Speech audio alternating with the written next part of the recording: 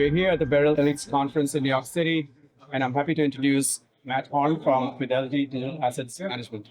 Thank you for joining us. Thank you, Rupesh, for having me. I appreciate it. Great. So to kick things off, can you give us a little overview on what you do at Fidelity? Sure. I've been at Fidelity 12 years. I spent about 7 years in our traditional ETF business. In the last 5 years, I've been in our asset management business, building out really a digital asset management business. I currently run a team of 6 people. We're the Fidelity Digital Asset Strategists team. So we essentially work with our clients to understand digital assets, the products we provide, and how to use them in client portfolios. Great. So as you know, Matt, a lot has transpired this year, especially with the ETFs and certain funds adopting digital assets.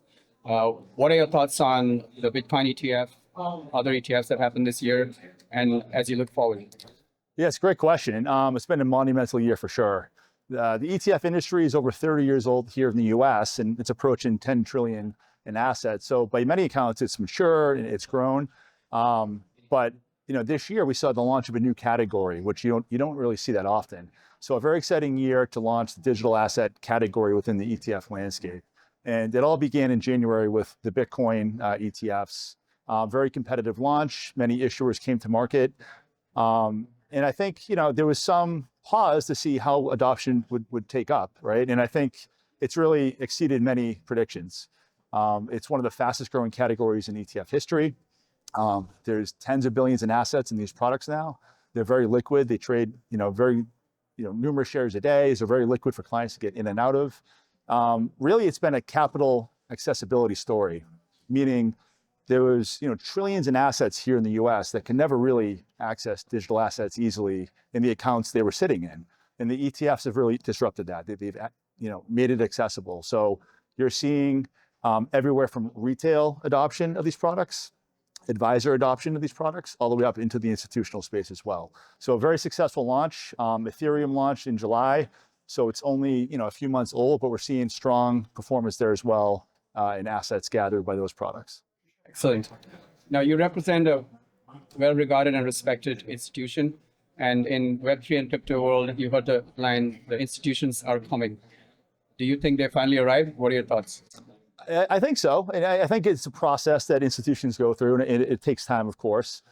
Fidelity's been in the space for over a decade. We began experimenting with digital assets back in 2014, mining Bitcoin back in 2014, which eventually led into us, building out some commercial businesses in this space. We have a custody and trading platform for institutional clients. We have the asset management platform that I'm part of. So it does take time. And I think we are seeing adoption this year, given these ETPs. Every quarter, institutions have to file what's called a 13F. It's a disclosure of their holdings. And based off what we know, you're starting to see a variety of institutions enter these products. So hedge funds came in pretty strong this year. They're doing a variety of different trades with these spot Bitcoin products. We're seeing some endowments and foundations and pensions as well. So you're seeing a diversification within the institutional space slowly, but it's definitely happening this year. Great. Thank you for that. So exciting times ahead, and the election coming up, and a lot that needs to happen in the regulatory space.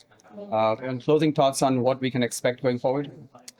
Yeah, I think it's promising. I think there's a lot of momentum in the space right now. I think trends like tokenization is encouraging. I think a lot of traditional players are looking at this technology and seeing how it can create efficiencies to existing systems. I think there's a lot of work being done on frameworks and how to analyze digital assets. So I think that's in great demand there. And I think it could present an interesting opportunity for active managers to provide solutions to clients that are looking for guidance and support in this space. So it should be a bright future here, I think. Excellent. Thanks, Matt, for joining us. And we are here at the Beryl Elites Conference in New York City.